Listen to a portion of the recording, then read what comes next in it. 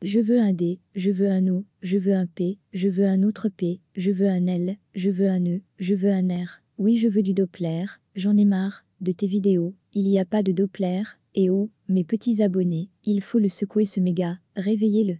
Et dites-lui d'acheter du Doppler, dites-lui que vous me kiffez, oui, oui, toi là derrière ton PC, c'est à toi que je parle, tu joues le petit mielleux avec ta petite femme, j'en suis sûr que tu veux me pécho, vous êtes tous une vraie bande de crevards. Si je vous montrais mes fesses et mes nénés, votre vario serait un Doppler, et il serait au garde à vous. Bande d'hypocrites. Vous bavez tous là. Alors c'est beau de rêver, mais c'est quand que l'on parle de vraies pièces. Mettez-vous à nu, c'est pas, parce que l'autre n'aime pas notre marque, que vous devez vous cacher, par honte d'avoir fait votre devoir. Allez, faites-moi voir vos vilos, vos varios montés, dans les tours. Et on verra qui sera le plus endurant. Perso, j'ai toujours pas trouvé mieux que mon Robert, monté en Doppler Endurance, il est complètement tordu, mais purée, il me fait grave vibrer. Bon allez, on va quand même regarder sa vidéo. De merde, PS, pour les femmes comme moi, ne vous laissez pas faire par ces machos, et rejoignez ma communauté de doppleristes, et prouvez-leur que vous êtes la meilleure de toutes. Bonjour les amis. Bon, l'année 2021, je me relance dans un défi de refaire démarrer la Covid-19. Vous voyez, je suis un petit peu dépressif sur le coup, oui. Sur le coup, je suis vraiment dépressif. J'en ai marre. Bon allez, sur ce, on se remonte, on remonte les manches, on pète un bon petit coup, et puis c'est reparti mon petit. Allez, on va se mettre en forme. Non, franchement, j'arrive pas. Moi, je me cache, j'en ai marre, cette machine. Mais croyez sérieusement que je vais me casser? Depuis quand il y a une machine qui va me casser les couilles comme ça pendant longtemps? Hein, nom de Dieu. Bon, je précise. Donc je recommence la Covid-19. Pourquoi est-ce que je l'ai surnommée Covid-19 cette machine déjà pour commencer? Alors je précise. Pourquoi? Oui, il y a du bordel sur mon truc, donc il y a des trucs qui tombent. Ne vous inquiétez pas, c'est tout à fait normal. Donc pourquoi est-ce que je l'ai surnommée Covid-19? Parce que déjà, je l'ai commencé cette machine lors du Covid. Voilà. Donc quand il est arrivé en France. Voilà, hein, quand il a passé les frontières des petites affiches écrit attention Covid-19, faites gaffe, fais attention Covid-19, ne passe pas les frontières, c'est interdit pour toi. Non mais franchement, en France, ils sont vraiment très cons. Hein.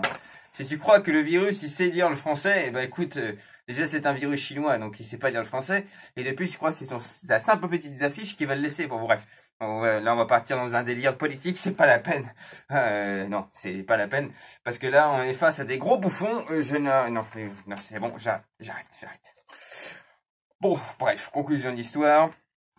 Pourquoi j'ai surnommé Covid aussi 19? Parce que j'ai commencé pendant la période du Covid. Deuxième problème aussi que j'avais, c'est que cette machine-là était donc asthmatique et bronchiteuse à la fois. Je vous précise que cette moto était prête normalement en février 2019. Je viens en février 2019.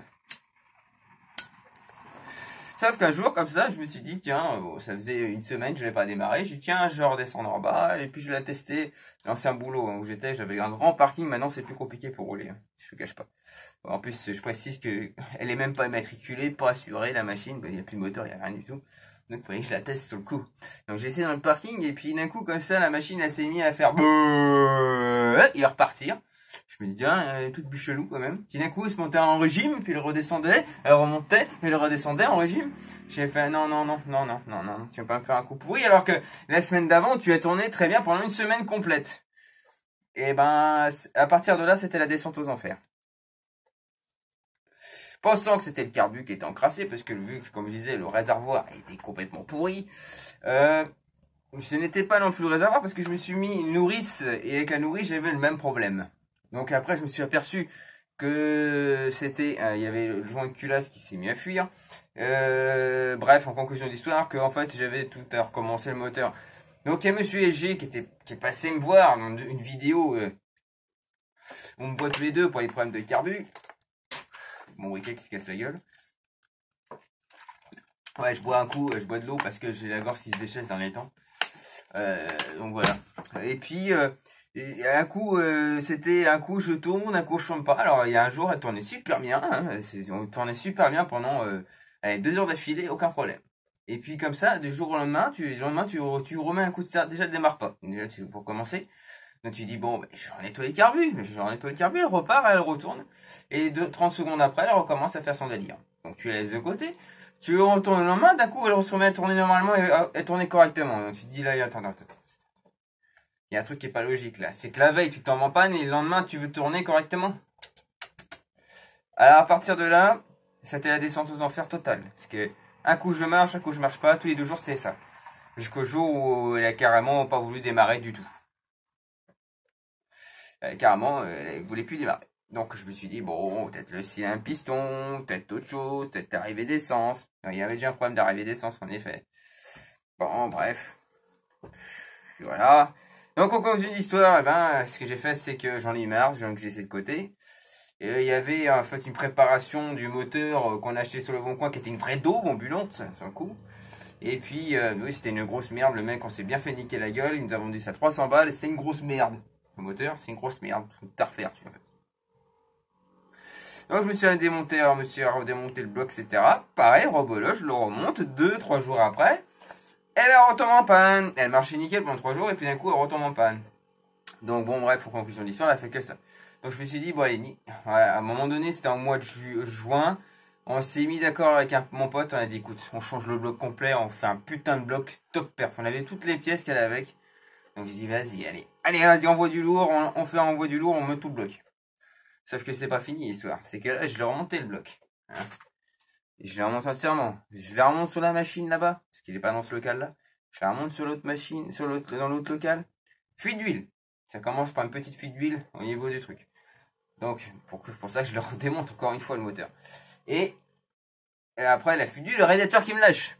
Je fais décidément, je vais pas y arriver. Une grosse flaque de liquide, où est le radiateur qui s'est mis à percer. Il a fait radiateur d'origine. Alors, je précise que c'est une machine qui a dormi 7 ans dehors.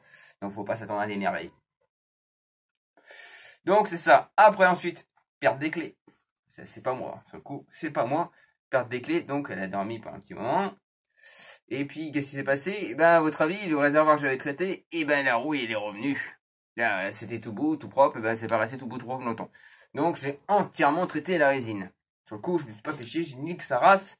On va entièrement le retraiter avec de la résine. Comme ça, plus de problème. Donc, il est entièrement traité avec de la résine.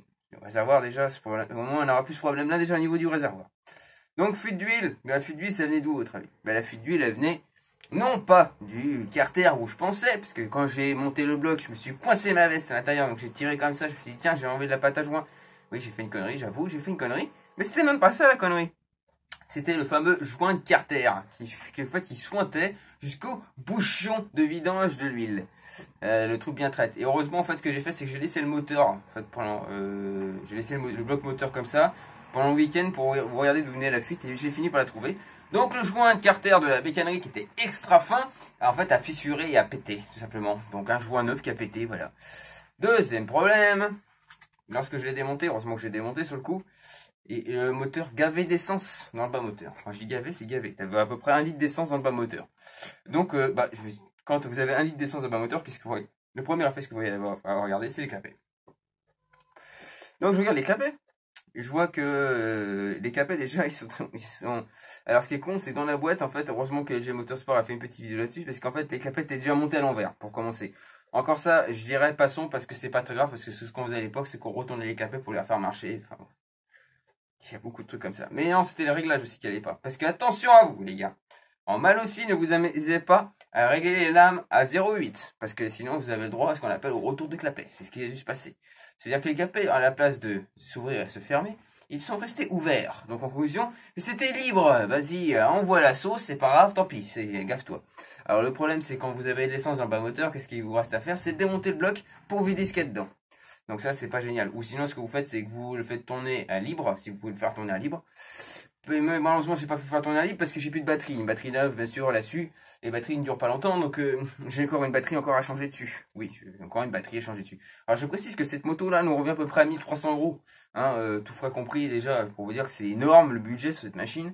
Et là, j'espère que juste qu'on va arrêter là parce que on va arrêter le massacre. Donc là, comme j'ai dit à mon collègue, c'est la dernière fois que je démonte le bloc parce que franchement j'en ai plein le cul. Donc là, tout le bloc était refait. Je dis tous les joints, tous les roulements, tout était refait. J'ai eu un problème de vernis sur cette machine. Décidément, je continue les emmerdes. Parce qu'on a acheté un vernis, soi-disant, qui est réputé pour résister à l'essence. Où on a eu 5 étoiles sur 5. On s'est dit, ouais, génial, c'est un putain de vernis. Alors, le vernis mat, je vous garantis, les amis. Oui, ce que c'est un vernis mat, vous allez comprendre pourquoi quand vous verrez la machine. C'est un vernis mat. Et le vernis mat, c'est une vraie tannée avec l'essence. Parce que ça fait des taches blanches. Ou ça fait ce qu'on appelle du gavage en surépaisseur. C'est-à-dire, ça vous fait des bulles. Donc ça c'est le gros problème du vernis mat. Parce que le vernis brillant, en fait, vous avez une texture qui permet de résister à l'essence à l'intérieur déjà. Contrairement au mat, où on n'a pas cette texture. Donc c'est bien emmerdant. Donc en conclusion de l'histoire, bah, le vernis, bah, même si c'est la super qualité, bah, il fait des petites taches blanches par-ci par-là. Donc il faut que je me retape encore le réservoir sur le coup. Là, sur le bloc, je me suis pas fait chier. Puis si c'était abîmé sur le truc, je me le suis refait en chromé, puis basta. Voilà. Donc en fait voilà, en conclusion, là ce que je vais faire c'est que je vais monter ce bloc AM6, je vais me le remonter sur ma Covid-19, hein, tout simplement, on va se la remonter sur la Covid-19, ouais, on va se remonter sur la Covid-19. Et après je vais démonter le bloc de la SP6 aussi, parce que j'ai le bloc de la SP6 qui est juste là, et à mes pieds, et lui je vais le démonter à la hache, en même temps j'aime bien me faire comme ça, je pourrais bien me défouler, parce que vu que le bloc de la Covid m'a bien fait chier, je pourrais bien me défouler sur l'autre, parce qu'il a une vis à bois. En plus, oui, une vis à bois. Le mec, je sais pas ce qu'il m'a branlé, il m'a mis une vis à bois pour attacher les deux carters. Et à part ça, il tournait avec. Hein. En plus, il arrive à tourner avec un moteur M6 sans bille d'embrayage. Je sais pas comment il arrive à tourner avec ça, mais ce n'est quasiment impossible. On l'a acheté la moto, elle ne tournait pas, mais je pense qu'elle a jamais tourné en fait, cette machine. Ou alors il nous a bien niqué la gueule, il nous a mis un autre moteur bien pourri. Comme ça il dit, oh, on verra que du feu. Non, on n'a pas vu que du feu. Moi tu me l'as fait pas à l'envers. Voilà, sur ce, bah, il me l'a fait à l'envers quand même. Enfin, c'est pas à moi, hein, c'est à mon collègue, parce que si elle a cherché toute seule. Tout seul, pas toute seule. C'est pas la mise Doppler. Ensuite, il y a avoir des événements qui vont se passer en 2021, avec des gros événements qui vont arriver. Mes amis, je crois que j'ai fait une grosse connerie. Et sur ce, je vous dis donc à plus pour la suite des événements de cette Covid-19, parce que pour l'instant, je commence l'année avec sur celle-là, pour bien commencer l'année en se faisant bien chier. Voilà, comme on dit, si on se fait bien chier sur le coup. Ouais les gars, je suis vraiment en dépression totale. Je suis un peu comme un piston qui est en train de serrer quoi sur le coup. Allez sur ce, à plus et à bientôt. Bye bye pour la suite des événements. Je suis même plus debout moi. C'est reparti pour le démontage du bloc. Donc en conclusion de l'histoire, j'ai les clapets. Apparemment, c'était pas le clapet en fait qui foutait la merde et pourquoi j'ai de l'essence qui est tombée dedans. Apparemment, j'ai un gros doute sur le fameux boisseau qui est resté bloqué. Donc en fait, en conclusion, j'ai de l'essence en continu. Alors ce qui me paraît bizarre, c'est que par contre, c'est que l'essence était coupée. Donc ça me paraît un peu bizarre. J'ai ce bloc à démonter. Et j'ai ce gros tas de merde aussi à démonter. Donc pour démonter celui-là, bon, je vais démonter ça correctement. Mais en fait, pour démonter celui-là, je vais utiliser ça, tout simplement. Ça, plus ça, et j'ai une tronçonneuse, hein, parce que au vu de l'état, je pense que je peux le défoncer, parce que vous voyez, il y a des trous partout sur le carter.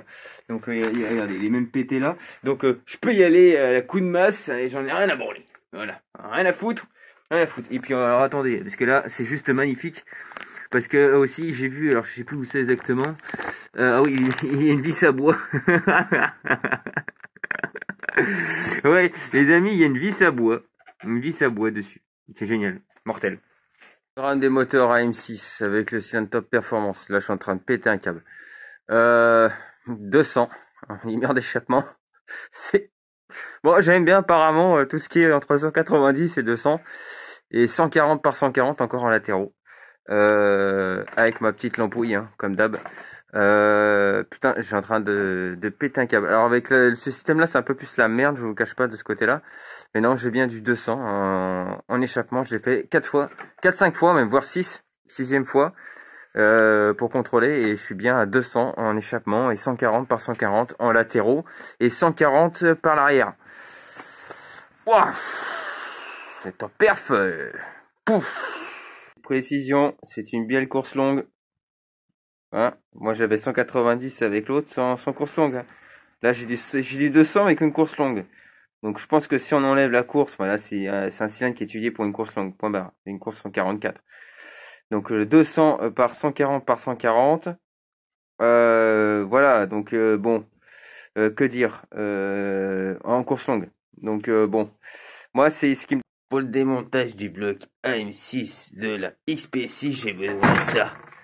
Ouais, c'est pas mal ça pour démonter le moteur. C'est au cas où il me casse les couilles. Voilà. Pas mal. Elle est juste un peu petite. Ouais, je vais chercher la tronçonneuse. Allez hop. Ouais, chercher la tronçonneuse. Je suis sur le bloc AM6 de la XP6. Donc, avec les fameuses vis à bois. Enfin, il n'y a pas que les vis à bois. Parce que le mec, il a tellement serré les vis qu'il a étoufforé toutes les vis. J'en ai rien à foutre, un carter. Hein. J'ai fait que ça, hein. La méthode barbare, hein. Rien à branler. Rien à foutre. Allez, surtout, je continue. Je sais même pas si je vais m'amuser à le chauffer. Je crois que je vais le péter, ce carter. Tu vas voir, ça va vite vu. Ouais, comme on peut voir, il est cassé là. Et il y a une fissure aussi. Hop, sur le côté. Elle est là. Voilà. Il a pas ça, il tournait, hein, son truc. En plus, il arrive à tourner sans une bille au niveau de l'embrayage, hein, et avec une vis à bois, bien sûr, pour maintenir le carter. Et en plus de ça, le joint spi sorti de boîte, il fuyait à gogo. Donc, en fait, c'est pour ça que ce qui était bizarre, c'est qu'il n'y avait pas d'huile de boîte à l'intérieur. Et puis, je pense qu'il y a aussi le joint spi côté justement, côté embrayage qui était pas bon non plus. Voilà, il est quasiment pourri, hein. On voit de l'huile qui rentre dedans. Donc à mon avis, le moteur, il était complètement pourri. Donc s'il tourne avec ça, et ben j'aimerais bien voulu le voir tourner, tiens. On va bien rigoler sur le coup. Bon, allez, je continue le démontage. Drôle, c'est venu tout seul, avec le truc à chauffer. J'ai même pas pu taper dessus. C'est pas drôle, je voulais me défouler un petit peu là. Juste me défouler un petit peu, non, il est venu tout seul, comme une lettre à la poste. C'est dingue ça quand même. Quand j'ai un moteur tout beau, tout propre, et ben, ça vient pas, et quand c'est une merde, et ben ça vient tout seul. C'est toujours pareil. Pas drôle, j'ai pas pu m'éclater, fait chier. Moi je voulais utiliser mon petit marteau. Ouais, je voulais l'utiliser toi. Je voulais te taper un gros coup dans la gueule. Merde, je peux pas. Bon, bah oui, il est tout seul. Il est con le mec, il est tout seul, c'est une grosse merde, il vient tout seul. Il s'est débloqué tout seul. Comme un grand.